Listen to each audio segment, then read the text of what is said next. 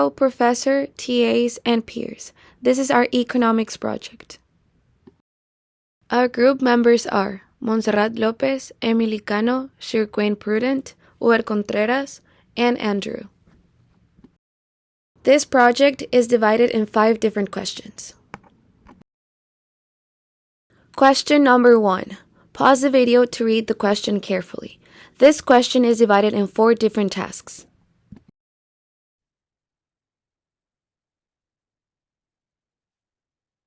Good day, everyone. I am Shirquain Prudent from the Caribbean island, St. Lucia, and today I will be presenting question number 1 on behalf of my group. So essentially, the question states, after China's entry into World Trade Organization in 2001, the US became the major importer of Chinese products. In the end of 2018, President Trump ordered the imposition of tariffs on Chinese products. Nearly all economists responded to surveys conducted by the Associated Press and Reuters said Trump's tariffs would do more harm than good to the American economy. So, question A, use a diagram to explain why USA became the importer of Chinese products under the World Trade Organization Free Trade Agreement. So now, before I proceed to explain this particular diagram, I'm going to give some insight as to what transpires under the World Trade Organization's Free Trade Agreement and the reason why the USA became the importer of Chinese products. So, I now go on. Trade barriers are reduced under the World Trade Organization's Free Trade Agreement, promoting the flow of goods and services between member countries.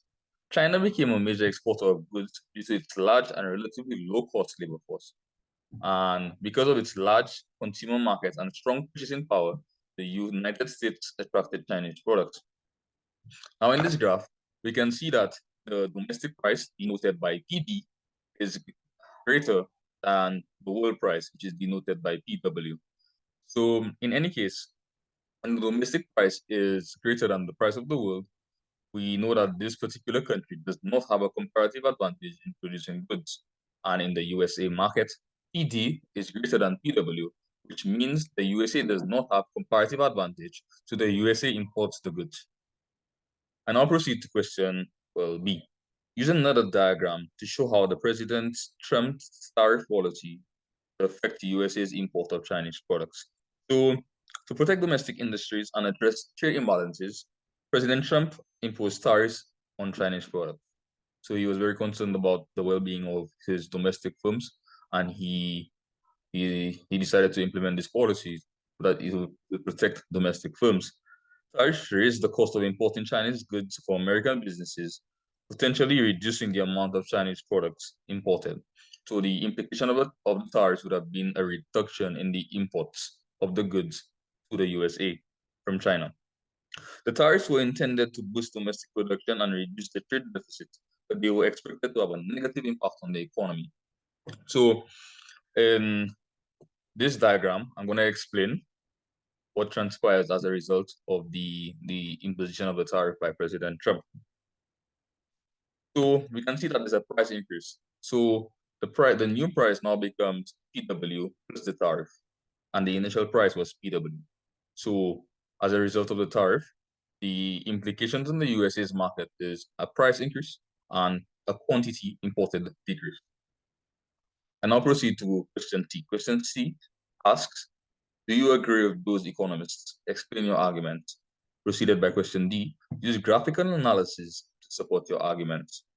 So in this particular case, there are two views. The view in which you agree. If you agree, Trump's tariffs were expected to disrupt supply chains, raise costs of businesses and consumers, and potentially lead to, and it could have potentially have led to retaliatory measures by China. If you disagree, however, you can argue that the tariffs were required to address unfair trade practices and protect domestic industries. You could also go on to say that the short-term discomfort was necessary trade-off for the long, and a result could have been long-term economic benefits.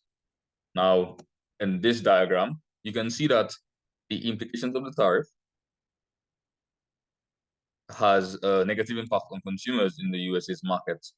So my group's view, my view is that we agree with the economists. The reason being, before the tariff, you could see that consumer surplus is the regions A plus B plus C plus D plus E plus F plus G, and producer surplus is H. So the total surplus within the USA's economy would have been A plus B plus C plus D plus E plus F plus G plus H. So after tariff, consumer surplus reduces from what it used to be, and it now becomes A plus B plus C. User surplus, however, increases, which means that the welfare of producers has now increased. User surplus now becomes D plus H. And by the region denoted by F, you can see the tax revenue derived or generated by the government due to the imposition of such tariff. Total surplus, however, now reduces, becoming A plus B plus C plus D plus F plus H. So essentially, a tariff, the imposition of a tariff within the USA's economy would have reduced total surplus of that particular economy. And we now see the deadweight loss. So deadweight loss is essentially the cost which an economy faces due to inefficiency within the market. And here we can see that deadweight loss is denoted by the area labeled E plus G. So this is why I agree. I agree that the imposition of tariffs have more negative implications on the America's economy because of the introduction of deadweight loss, and consumers within the American economy would become worse off as compared to a reality where there is free trade. Thanks for listening. Next, we have question number 2. You can also pause the video to read this question carefully. This question is divided in 4 different tasks. Okay, so moving on to question 2, I am here to discuss about the Pikovian tax. But before we get into the question, I would like to firstly briefly introduce about what is Pikovian tax. So a Pikovian tax is a government cost on any activity that creates socially harmful externalities. And Pikovian tax will shift the cost from society to the producers of these externalities, which basically means that it will help discourage behaviors that create negative externalities. In situation where it doesn't, the Pikovian tax also raises revenue to help those affected by the externalities. So overall, a Pikovian tax can also create more efficiency in an economy, especially when the tax covers the cost of the external damage. So, um, first thing first, what is the definitions of a socially harmful externality, or also known as a negative externality? So in economics, a negative externality is a byproduct produced by some individual, business, or industry that has a negative impact on society, but the entity that created this byproduct does not pay for it. Instead, society pays the price. So on the right, we have an example of a water pollution from a factory's industrial waste.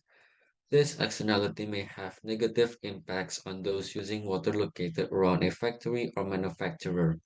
For instance, if a factory that produces laundry detergent dumps toxic industrial waste into a nearby lake, the lake becomes full of pollution, and those who rely on this lake for water use are at risk for being exposed to polluted water, which may lead to negative health conditions.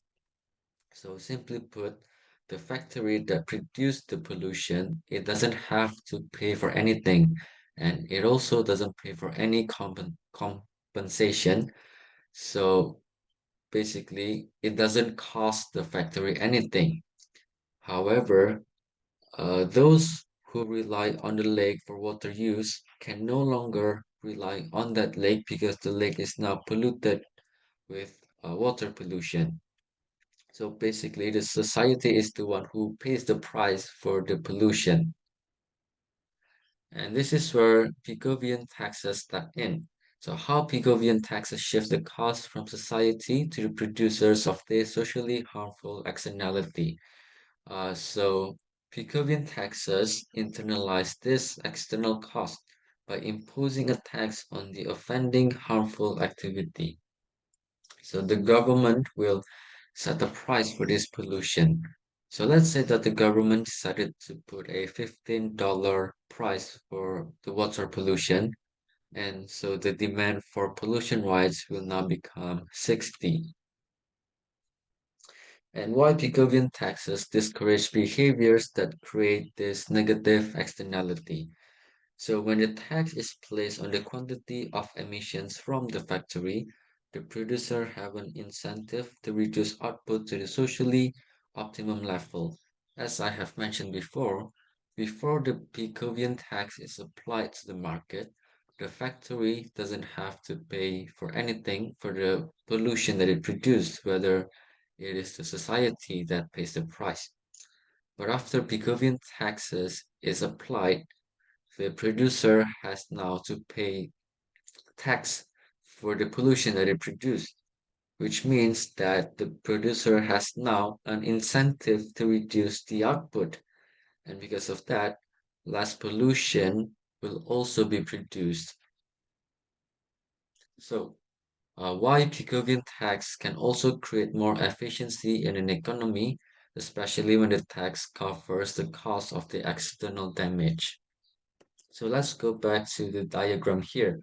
We have the demand curve and supply curve, which stands for the private cost. And above the supply curve, we have the social cost, which stands for the private cost plus external cost. And here we have the market equilibrium, and there we have the social optimum. So before the Pigouvian taxes is applied to this market, we can see that the market equilibrium is larger than the socially optimum quantity. So that means that the market is not in an efficiency level, and it also means that there will be deadweight loss here. But after the Pigouvian taxes is applied to this market, it will shift the supply curve to the social cost curve. It will align private incentive with society's interest. And so now the supply curve will be the same as social cost curve. And because of that, the market equilibrium is now the same as socially optimum output, which means that this market, because of the Pigouvian taxes, is now in an efficiency level. And the same as any tax system, the Pigouvian tax also raises revenue for the government.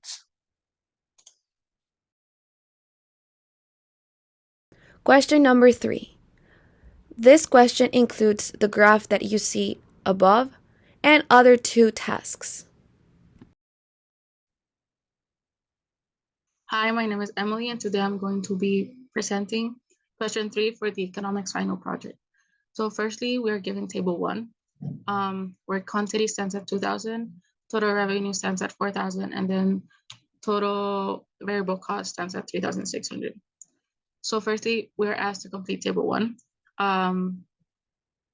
where again, quantity stands at 2,000, total revenue stands at 4,000, total cost that stands at 4,400, total variable cost 3,600, average total cost 2.2, average variable cost 1.8, total cost is 800, average fixed cost is 0.4, and then price is 2. How I found this out is total cost is calculated as average total cost times quantity because it is a total cost of producing Q units. Average variable cost is per unit variable cost, which is calculated as total variable cost divided by Q. Average fixed cost is total fixed cost divided by quantity. For total fixed cost, we have total cost minus total variable cost. Then average fixed cost is the per unit fixed cost, and then the price is calculated from revenue as total revenue divided by quantity. Next, it reads, a perfectly competitive firm currently faces the conditions shown in table 1. At its current level of production, the average variable cost of the firm is minimized, suggesting that its marginal cost equals its average variable cost. Is a firm maximizing its profit? Explain why. Current production stands at price equals 2 and average variable cost is 1.8. Price doesn't equal the average variable cost, so it is not maximizing its profit. because price is larger than average variable cost, we increase Q to Q2, where marginal revenue equals marginal cost to maximize its profit. We keep producing at that level of output in the short run and don't shut down because price, once again, is larger than average variable cost. The average variable cost is equal to the marginal cost, which implies that the marginal cost is 1.8 and price is 2. Since the price is greater than the marginal cost, the competitive firm is not maximizing profit. Minimizing losses as price is less than the average total cost. It should raise production to increase marginal cost to get close to the price, which will minimize losses. Lastly, we have the question, if you were the consultant hired by the firm, what would you suggest the firm manager do in the short run? Explain why. A graphical analysis is required. So the firm is earning enough revenue of $4,000 to cover the variable cost of $3,600. Hence, it should continue to operate in the short run. But since the total cost is greater, there are short-run economic losses. Hence, in the long run, it should leave to avoid these losses. Also, in the short run, its marginal cost is equal to 1.8, but the price is 2. So even in the short run, it should raise production until price equals the marginal cost is reached. Thank you.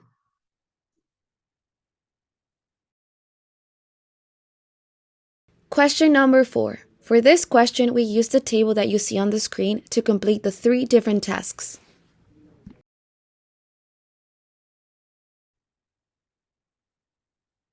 Hello, so my name is Uber Contreras, and today I'll be presenting on question 4 for the economics project.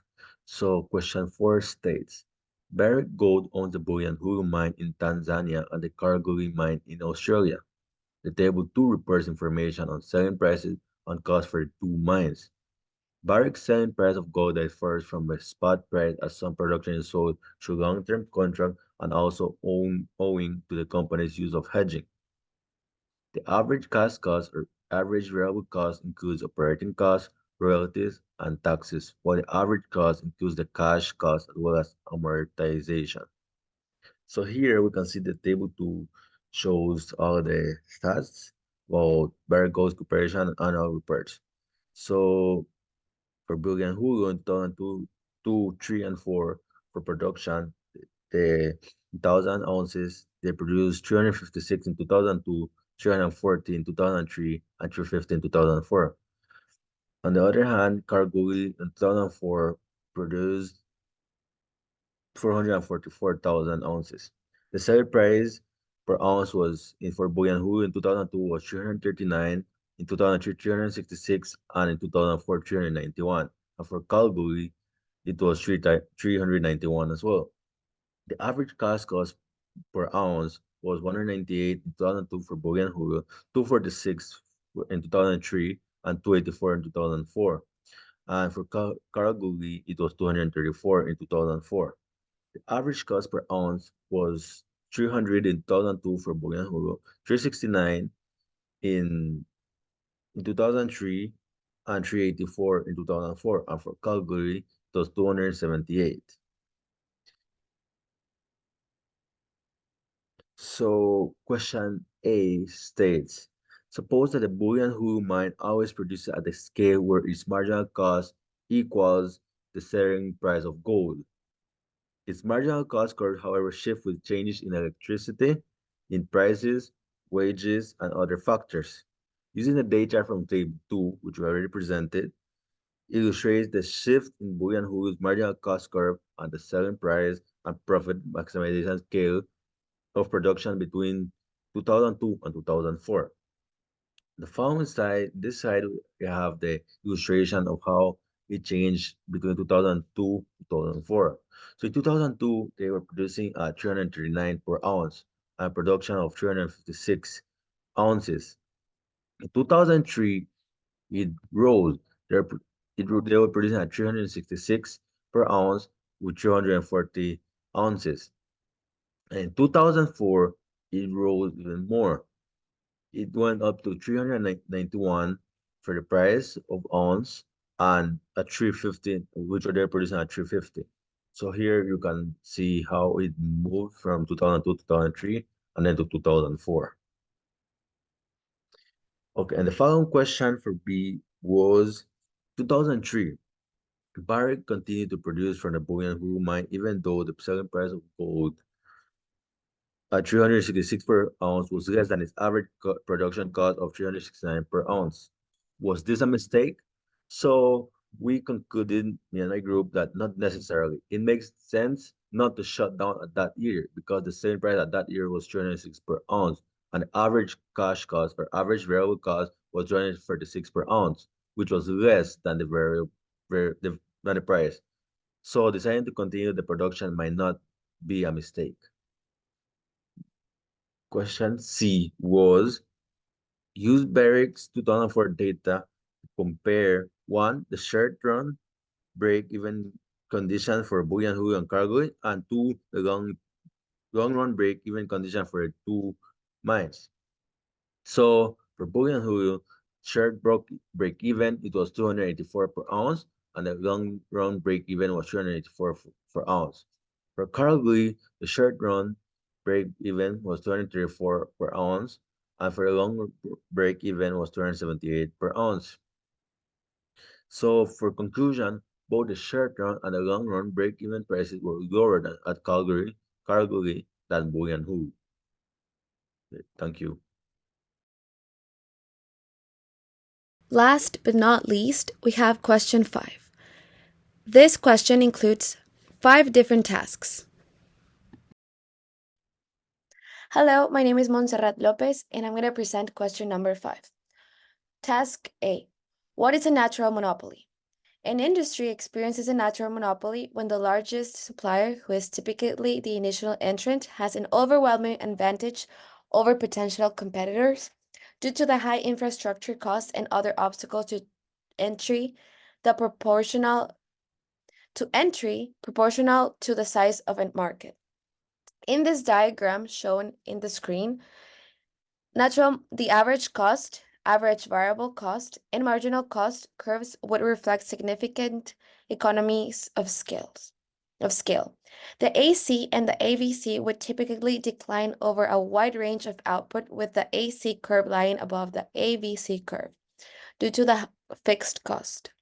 The marginal cost curve would fall and then rise, intersecting the AC curve at its lowest point. Task B.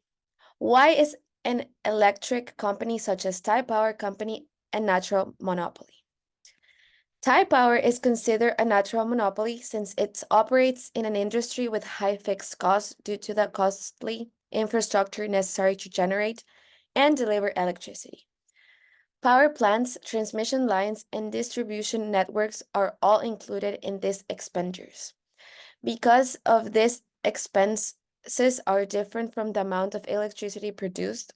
The more electricity Tide Power produces, the lower the average cost per unit of electricity is, discouraging new entrants owing to this inability to compete on such a large scale. In a diagram for Tide Power situation, the demand curve would be downward sloping, reflecting that consumers would buy more at a lower price. The marginal revenue curve would lie down the demand curve, since to sell more electricity, the company must lower the price. And this lower price applies to all units sold. The marginal cost curve would typically first decrease due to the efficiency of large-scale productions, but eventually increase due to factors such as resource limitations. Tide Power will choose the output where marginal revenue and marginal cost are equal, as this is where profit is maximized. The price will determine from the demand curve as this output level. Task C. If the market transitions to perfect competition, if a market transitions to perfect competition with the entry of new firms, the diagram will change. The market curve would stay the same, but the introduction of competitors would mean that individual firms would be price takers, leading to an horizontal demand curve for each firm at the market price. The market equilibrium point would be where the market demand curve intersects the market supply curve, which is the sum of all individual firms' marginal cost curves. The market price would be at a level where firms earn normal profits, where price equals average cost. Task D. As the market transitions from a monopoly to a perfect competition, the price of electricity is expected to decrease. This is because under competition, firms can only charge a price that is equal to the marginal cost of production, which in this case of natural monopolies is usually lower due to the economies of scale. The quantity of electricity provided to the market would likely increase as new firms contribute to the total supply and the market price adjusts to reflect the marginal cost of the most efficient producers. Thank you.